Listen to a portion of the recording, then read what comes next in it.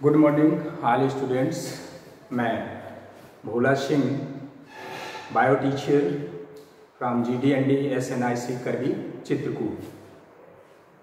तो आज हम इस वीडियो के माध्यम से क्लास 11 की फर्स्ट यूनिट जो है डाइवर्सिटी ऑफ लिविंग वर्ड्स के अंतर्गत जो दूसरा चैप्टर है क्लासिफिकेशन ऑफ लिविंग वर्ड्स, जैव जगत का वर्गीकरण के बारे में अध्ययन करेंगे। तो फर्स्ट टाइम इसके पहले हमने लिविंग्स के बारे में बताया था, उनके लक्षणों के बारे में बताया था, उनमें लिविंग्स और नॉन लिविंग्स में अंतर ये बताया गया था। प्लांट एंड एनिमल, इसमें डिफ्रेंशिएशन किया गया था। तो जैव जगत के बारे में हमने अध्ययन कर लिया है, लिविंग वर्ड्स के बारे में हमने पहले चैप्टर में अध्ययन कर लिया। इसका जो दूसरा चैप्टर है क्लासिफिकेशन, तो क्लासिफिकेशन ऑफ लिविंग वर्ड, इसमें जो फर्स्ट नंबर आता है इसमें डाइवर्सिटी, विविधता, इसके बारे में थोड़ा जानकारी हमको होना चाहिए कि है क्या ये डाइवर्सिटी, डाइवर्सिटी है क्या। तो ये जो विविधता है सजीवों में, निर्जीवों में भी पाई जाएगी, लेकिन हमको पढ़ना क्या है, सजीवों में, लिविंग वर्ड्स में पढ़ना है। तो जनरली अगर हम पूछें कि कुछ सजीवों के उदाहरण बताइए तो आप लोग बताएंगे मनुष्य, पेड़ पौधे, जंतु, ठीक है, ये सजीव बताएंगे आप। लेकिन क्या आप लोगों ने कभी ये अनुभव किया कि पौधा, मनुष्य, जानवर हैं तो तीनों सजीव, लेकिन क्या ये तीनों एक समान हैं? इसमें समानता है? नहीं है, क्योंकि पौधों की जो क्रियाएं हैं वो अलग हैं, जंतुओं की जो क्रियाएं हैं वो अलग हैं, जानवरों की जो क्रियाएं हैं वो अलग हैं। तो किसी न किसी लक्षण या किसी न किसी कारण के द्वारा ये एक दूसरे से क्या है, अलग है, मतलब इनमें अंतर पाया जा रहा है।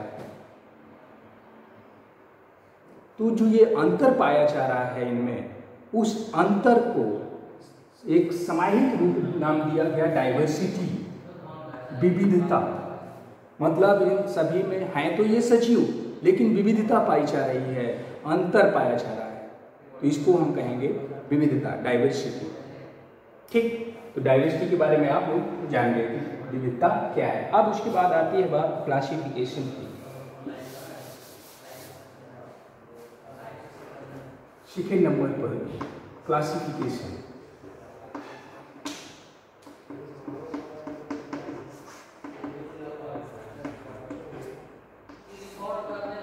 अब हमको क्लासिफिकेशन की आवश्यकता क्यों पड़ी, हम इनको क्लासिफाइड क्यों किया? पहले मान लीजिए लिविंग वर्ड्स था, जैव जगत था, सजीवों को एक में रखा गया, सजीव नाम दे दिया गया। उसके बाद हमको उनके वर्गीकरण की आवश्यकता क्यों पड़ी? नीड ऑफ क्लासिफिकेशन, क्लासिफिकेशन की आवश्यकता क्यों पड़ी? तो जनरली आपके दिमाग में आएंगे क्वेश्चन कि हम किसी न किसी चीज़ में दिक्कत जब होगी तभी उसकी अगले जाकर के खोज होती है। तो क्लासिफिकेशन हमें इसलिए आवश्यक हुआ फर्स्ट टाइम पर स्टडी, अध्ययन। मान लीजिए हम जीव विज्ञान विषय पढ़ते हैं, तो जीव विज्ञान के अंतर्गत हमको ये असुविधा होने लगी कि हम पादपों को कैसे रखें, उसके बाद अगर जंतु हैं तो उनको अलग अलग कुछ लक्षणों के आधार पर उनको किंगडम में या फाइलम में कैसे डिवाइड करें। तो उसमें अध्ययन की क्या होने लगी, सुविधा होने लगी। तो अध्ययन के कारण हमको आवश्यकता किसकी पड़ी, क्लासिफिकेशन की। दूसरी हमको आवश्यकता पड़ी इवोल्यूशन, इवोल्यूशन, विकास। अब हमारे दिमाग में एक क्वेश्चन जाएगा कि ये जो जीवों का विकास हुआ है, क्या पहले से ही इतने बड़े जंतु पाए जाते थे या इतने ही बड़े पौधे पाए जाते थे, या इनका विकास कैसे संभव हुआ, कहाँ से इनकी उत्पत्ति हुई? तो इसके लिए भी हमको आवश्यकता किसकी पड़ी, क्लासिफिकेशन। पहले सूक्ष्म जीव बने, प्रोकैरियोटिक जिनको कहा गया, उसके बाद उनसे बड़े बने जिनको यूकैरियोटिक कहा गया, तो इसके लिए भी हमको आवश्यकता किसकी पड़ी? क्लासिफिकेशन की। तीसरे नंबर पर आ जाता है एडॉप्टेशन। एडॉप्टेशन अनुकूलन। अनुकूलन अनुकूलन का मतलब ये है कि कोई भी सजीव है वो अपने अकॉर्डिंग, मतलब फेवरेबल, मतलब मनुष्य के लिए जो फेवरेबल कंडीशन है, अनुकूलन है कि ना ज़्यादा ठंडी सह सकता, ना ज़्यादा गर्मी। उसी प्रकार से कुछ पौधे हैं जो ठंडी जलवायु में पाए जाएंगे, कुछ ऐसे हैं जो गर्म जलवायु में पाए जाएंगे। तो इसके लिए भी हमको क्लासिफिकेशन की आवश्यकता पड़ेगी। ठंडे प्रदेशों में कौन से पौधे पाए जाएंगे वो हमको मालूम चलेगा क्लासिफिकेशन से। गर्म जलवायु में कौन से पौधे पाए जाएंगे वो भी हमको क्लासिफिकेशन से मालूम चलेगा। ठीक, तो तीसरी हमारी आवश्यकता जो हुई क्लासिफिकेशन की वो किसके कारण हुई? एडॉप्टेशन के कारण, अनुकूलन के कारण। चौथी जो आ जाती है इसमें डिस्कवरी। डिस्कवरी खोज।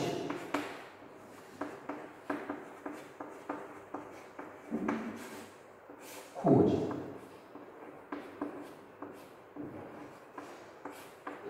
फर्स्ट टाइम कोई भी वैज्ञानिक जब इनके बारे में अपनी जानकारी इकट्ठी करनी शुरू किया होगा या खोज किया होगा तो सबसे पहले क्या उनको बड़े ही पौधे मिले होंगे? नहीं मिले होंगे। ठीक है, पहले छोटे मिले होंगे, उसके बाद उससे बड़े, फिर कुछ लक्षणों से अलग। तो उसमें भी ये आवश्यकता किसकी पड़ी? क्लासिफिकेशन की। तो इन लक्षणों के आधार पर हमको किसकी आवश्यकता हुई? क्लासिफिकेशन की, वर्गीकरण की हमको आवश्यकता हुई। किसके लिए? अध्ययन के लिए।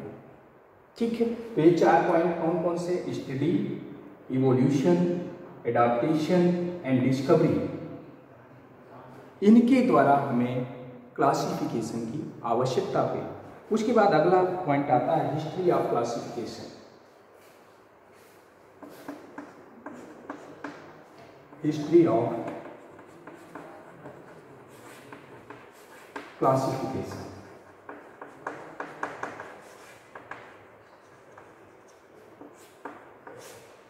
History of classification. चलिए यहाँ तक पहुँच गए कि हमको आवश्यकता हो गई क्लासिफिकेशन की, मतलब वर्गीकरण की हमको आवश्यकता हुई। हिस्ट्री में सबसे पहले जो इसका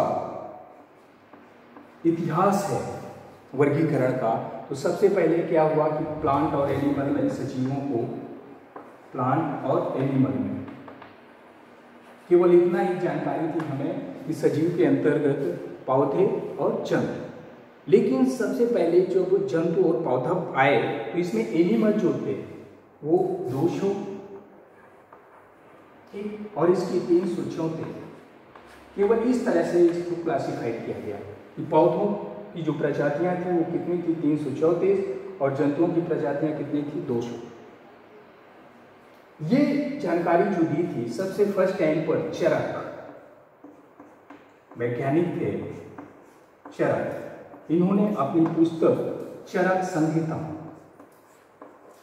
चरक संहिता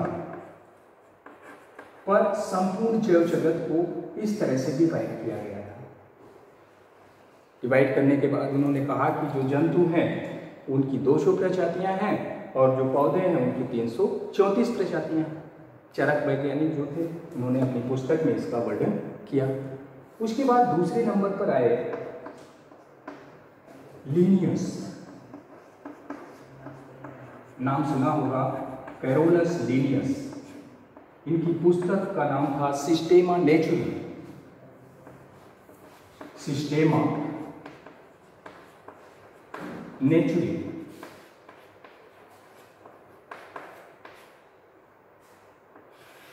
सिस्टेमा नेचुरी में इन्होंने क्या किया कि जो सजीव थे उनको 2 ग्रुप्स में डिवाइड किया, प्लांट एंड एनिमल। लक्षण क्या है? इन्होंने तो सीधे बिना लक्षण के, मतलब प्लांट को इसकी इतनी प्रजातियाँ इतनी किया था, लेकिन जब लीनियस आए तो इन्होंने सिस्टेमा नेचुरी में इनके लक्षणों के आधार पर, प्लांट्स के लक्षणों के आधार पर और एनिमल्स के लक्षणों के आधार पर इनको 2 ग्रुप्स में डिवाइड किया। प्लांट्स में कहा कि क्लोरोफिल प्रेजेंट होगी, एनिमल में कहा क्लोरोफिल अब्सेंट होगी। इसके अकॉर्डिंग 2 ग्रुप्स में डिवाइड किया। उसके बाद वैज्ञानिक है अरस्तु।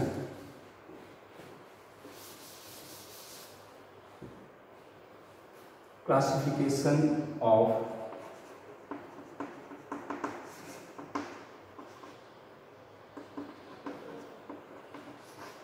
लिविंग,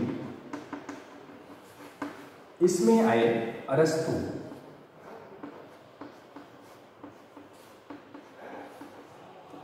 इन्होंने जो अपना क्लासिफिकेशन दिया plant and animal, plant and animal,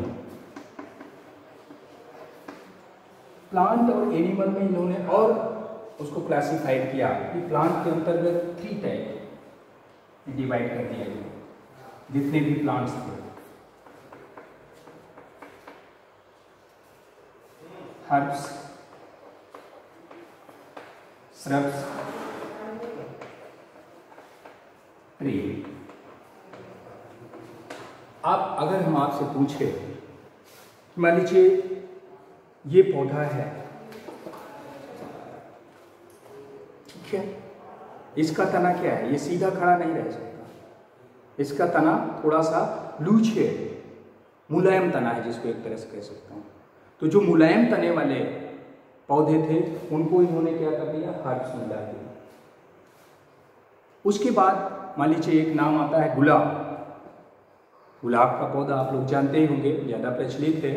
तो उसका जो स्टेम होता है वो थोड़ा क्या होता है, हार्ड होता है और वो सीधे खड़ा रह सकता है, ठीक। तो कुछ हार्ड जो इस प्रकार के स्टेम वाले प्लांट थे उसको उन्होंने डाल दिया श्रब्स में, झाड़ी जिसको कहा जाता है, इसको साग, इसको झाड़ी और इसको वृक्ष।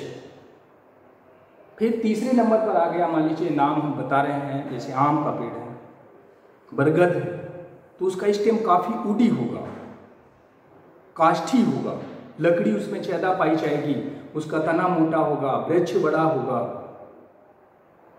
उसकी जड़ें बड़ी होंगी, टहनियाँ बड़ी होंगी। तो ये एक अलग आकार में, बृहद आकार में दिखाई दिया, उसको कह दिया ट्री। मतलब जो अरस्तु थे, प्लांट्स तो ठीक है, लेकिन उसके अंतर्गत भी उन्होंने क्लासिफिकेशन किया, साग, झाड़ी और वृक्ष। उसके बाद इसी प्रकार से एनिमल को भी इन्होंने डिवाइड किया 2 में।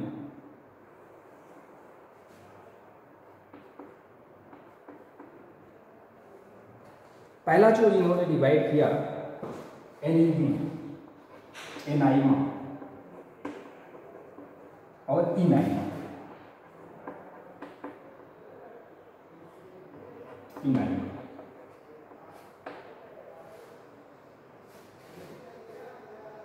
केचुआ, ठीक, काकरोच, दोनों सजीव जंतुओं के अंतर्गत आएंगे। केचुए को भी जानते होंगे और काकरोच को भी जानते होंगे, लेकिन एक प्रैक्टिकल कीजिएगा कभी कि मान लीजिए केचुए को अगर आप काटते हैं तो उससे लाल भी निकलता है,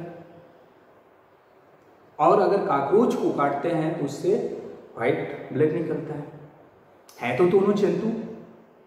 तो इस ब्लड की प्रेजेंटेशन के द्वारा इन्होंने, अरस्तु ने एनिमल्स को 2 में डिवाइड कर दिया। एनीमिया जो था, ए से मतलब क्या, एब्सेंट। एनीमिया मतलब इसमें आरबीसी एब्सेंट होंगे। आरबीसी क्या है, एब्सेंट है। ए से याद रखिएगा, एब्सेंट मतलब इसमें आरबीसी नहीं पाई जाएंगे। उसके बाद इसका अपोजिट एनीमिया का मतलब क्या है, इसमें आरबीसी क्या होंगी, प्रेजेंट होंगी, आरबीसी पाई जाएंगी, ठीक। तो इस प्रकार से डिवाइड कर दिया है। तो ये दोनों जंतु, लेकिन केवल आरबीसी की प्रेजेंटेशन के कारण इनको 2 ग्रुपों में डिवाइड कर दिया। उसके बाद इसमें आ जाता है एनीमिया जो जिनमें आरबीसी पाई जा रही हैं, इनको फिर से डिवाइड कर दिया उन्होंने।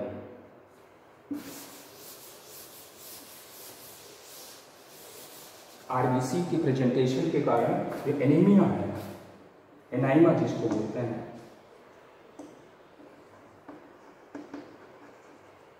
इनको फिर से डिवाइड कर दिया इन्होंने।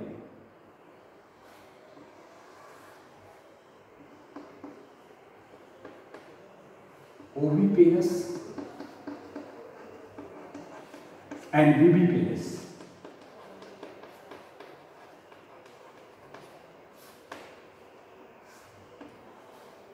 अगर बता दिया जाए कि चिड़िया, किसी भी चिड़िया का नाम गौरैया है मान लीजिए, और दूसरी तरफ नाम दे दिया गया चमगादड़, दोनों उड़ते हैं, ठीक, लेकिन इन दोनों में क्या अंतर है?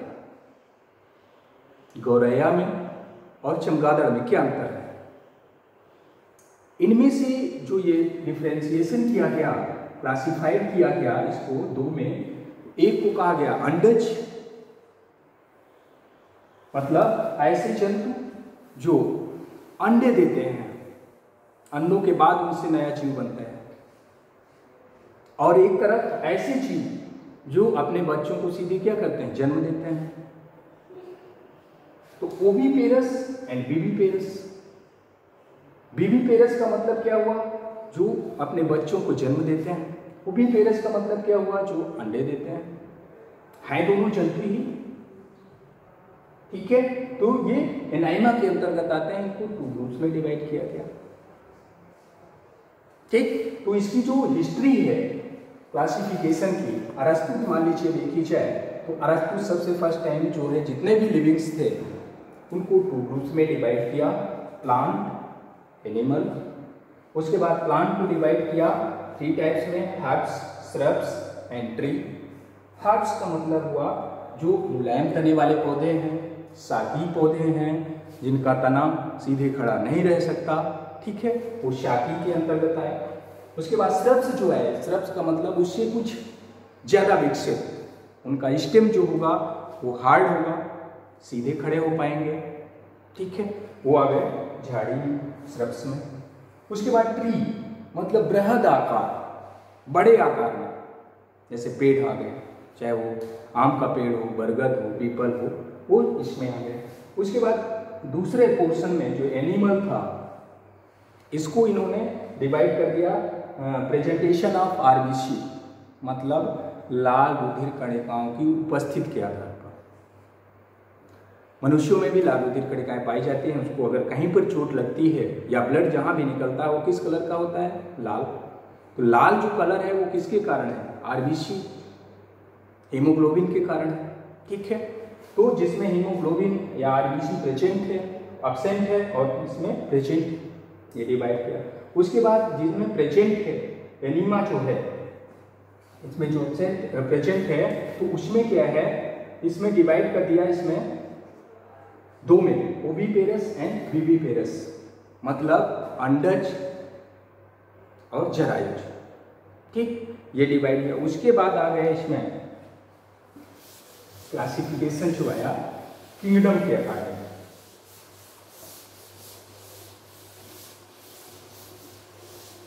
According to kingdom, classification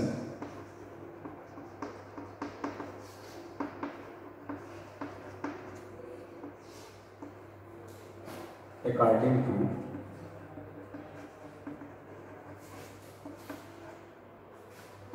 kingdom।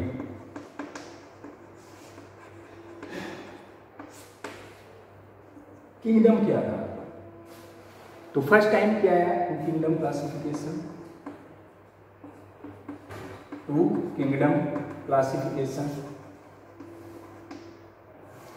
द्विजगत पद्धति। तो टू किंगडम क्लासिफिकेशन जो था उसको दिया था किसने? लिनियस ने। लिनियस, इन्होंने संपूर्ण सजीव जगत को दो किंगडम में, दो जगतों में बांटा, पादप जगत और जंतु जगत, दो जगतों में बांट दिया, ठीक। उसके बाद आए three kingdom classification, three kingdom classification.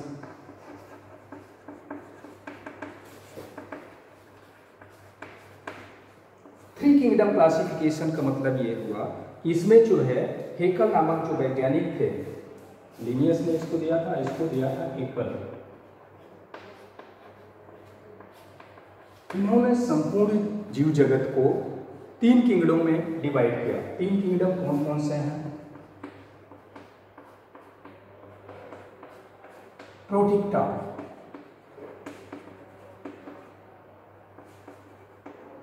मेटाचुआ और तीसरा जो इसमें था वो था मेटाफाइटा। मेटाफाइटा, तो ये तीन किंगडम थे। इसको दिया था थ्री किंगडम क्लासिफिकेशन को हेकल नामक वैज्ञानिक ने। उसके बाद आए four kingdom classification. Four kingdom classification, इसको दिया था कोपलैंड ने। कोपलैंड, ठीक। तो कोपलैंड ने क्या किया था? फोर किंगडम क्लासिफिकेशन में जो प्रोटिक्टा था, ये इसको इन्होंने दो में डिवाइड कर दिया, प्रोटिस्टा एंड मोनेरा। मतलब मोनेरा एंड प्रोटिस्टा, ये दो हो गए, फर्स्ट एंड सेकेंड। थर्ड वही और फोर्थ भी हो गई, मेटाचुआ एंड मेटाफाइटा। ये फोर किंगडम क्लासिफिकेशन हो गया। उसके बाद आ गए five kingdom classification. Fifth number पर five kingdom classification.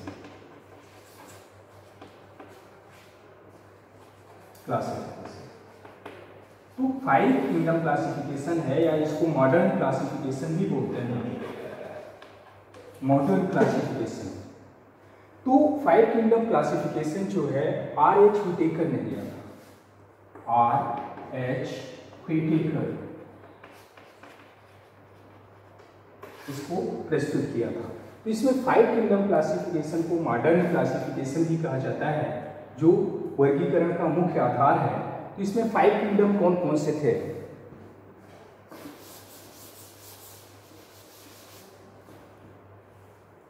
First, second, third, fourth and fifth. First जो था Monera, protista, fungi, Plantae, animalia. ये फाइव किंगडम थे जिन्होंने R.H. व्हिटेकर ने इसको दिया था, जो इसको मॉडर्न क्लासिफिकेशन के नाम से भी जानते हैं। तो अब इनके लक्षण क्या हैं? मोनेरा, मोनेरा का मतलब सीधा सा मतलब ये है कि सूक्ष्म, मतलब प्रोकैरियोटिक। प्रोकैरियोटिक जितने भी जीव होंगे वो मोनेरा के अंतर्गत आएंगे। सूक्ष्म जो जीव होंगे, प्रोकैरियोटिक कोशिकाएं जिसमें पाई जाएंगी, वो मोनेरा के अंतर्गत आएंगे। उसके बाद यूकैरियोटिक सेल। यूकैरियोटिक सेल मतलब जो बृहद कोशिकाएं पाई जाएंगी, बृहद कोशिकाएं जिन जीवों में पाई जाएंगी उनको रखा जाएगा प्रोटिस्टा में। उसके बाद एक फंजाई जो है, जिसको हम कावक बोलते हैं, इनमें जो है फंगल हाइफा पाया जाता है। फंगल हाइफा, कवक जाल। इनमें जो कोशिका भित्ति होती है वो काइटिन या सेलुलोज की बनी होती है, और ये जनरली क्या है? हार्मफुल हैं, रोग फैलाएंगे, चाहे वो जंतुओं में हो चाहे पादपों में हो, रोग फैलाने का कार्य करते हैं। तो इनको एक अलग किंगडम में रख दिया गया। उसके बाद प्लांटी आता है। प्लांटी का मतलब प्लांट किंगडम। प्लांट किंगडम जो आया, इसमें संपूर्ण पादपों को रखा गया। उसके बाद इसका भी क्लासिफिकेशन किया, ब्रायोफाइटा, टेडोफाइटा, ठीक है, जिम्नोस्पर्म, एंजियोस्पर्म, तो मोनोकॉटिलिडन्स, डाइकॉटिलिडन्स। तो ये प्लांटी मतलब पौधों का जो समूह है वो प्लांटी के अंतर्गत रखा गया, प्लांट किंगडम, पादप जगत नाम इसका दिया गया। उसके बाद जंतु जगत। तो जंतु जगत का मतलब क्या है? जंतुओं का अध्ययन, जंतुओं का संसार, केवल जंतुओं का अध्ययन किया गया। उसके बाद इसको फिर फाइलम में डिवाइड किया गया, 9 फाइलम बनाए गए, जिसमें पोरीफेरा है, एनिलिडा है, प्लेटीहेलमिन्थीज है, एस्केहेलमिन्थीज है, इसके अंतर्गत इसको रखा गया। तो 5 किंगडम जो क्लासिफिकेशन था वो मोनेरा, प्रोटिस्टा, फंजाई और एनिलिया, इसको मॉडर्न क्लासिफिकेशन भी बोलते हैं। फिर से इसको रिवाइज कर लिया जाए कि मान लीजिए जो किंगडम के अकॉर्डिंग इसको क्लासिफाइड किया गया, तो पहला था 2 किंगडम क्लासिफिकेशन। इसको किसने दिया था 2 किंगडम क्लासिफिकेशन को? ये भी बताया गया लिनियस ने। किसने दिया था? लिनियस ने। 3 किंगडम क्लासिफिकेशन किसने दिया था? हेकल नामक वैज्ञानिक ने। जो 3 किंगडम क्लासिफिकेशन है हेकल ने दिया था। उसके बाद 4 किंगडम क्लासिफिकेशन इसको किसने दिया था? कॉपलैंड ने। 5 किंगडम क्लासिफिकेशन किसने दिया था? R.H. हुटेकर ने। ठीक, इसका क्लासिफिकेशन भी आप लोगों को मालूम चल गया होगा कि जो 2 किंगडम क्लासिफिकेशन है इसमें केवल 2 जगत हैं, पादप जगत, जंतु जगत। 3 किंगडम क्लासिफिकेशन में 3 में डिवाइड किया गया, ठीक, प्रोटिस्टा, मेटाजोआ एंड मेटाफाइटा। जो 3 के बाद 4 किंगडम क्लासिफिकेशन है, इसको कॉपलैंड ने दिया। इसमें क्या किया कि प्रोटिस्टा जो था उसको 2 ग्रुपों में और डिवाइड किया, मोनेरा और प्रोटिस्टा। उसके बाद 2 सेम वही मेटाजोआ और मेटाफाइटा, ये हो गया 4 किंगडम क्लासिफिकेशन। उसके बाद 5 किंगडम क्लासिफिकेशन इसको दिया R.H. हुटेकर ने। 5 किंगडम कौन कौन से अगर नाम पूछा जाए तो क्या बताएंगे? मोनेरा, प्रोटिस्टा, फंजाई, प्लांटी और एनिमेलिया। इसमें से अगर पूछा जाए क्वेश्चन कि प्रोकैरियोटिक सेल जिन जंतुओं में पाई जाएंगी उसको किसके अंतर्गत रखा जाएगा, तो आप बता पाएंगे कि प्रोकैरियोटिक जो सेल हैं वो मोनेरा के अंतर्गत पाई जाएंगी, यूकैरियोटिक सेल जो है प्रोटिस्टा के अंतर्गत पाई जाएंगी। ठीक, तो इस चैप्टर में जो क्लासिफिकेशन का चैप्टर था इसमें हम लोगों ने अध्ययन किया कि सबसे पहले डाइवर्सिटी है क्या, उसके बाद जो वर्गीकरण है इसकी आवश्यकता क्यों पड़ी, ठीक, उसके बाद जो क्लासिफिकेशन है किंगडम के अकॉर्डिंग, ठीक, 2 kingdom classification, 3 kingdom classification, 4 kingdom classification and 5 kingdom classification. ठीक, और इस 5 किंगडम क्लासिफिकेशन ही इस समय जो चल रहा है मॉडर्न क्लासिफिकेशन के नाम से। ठीक, और थैंक्स।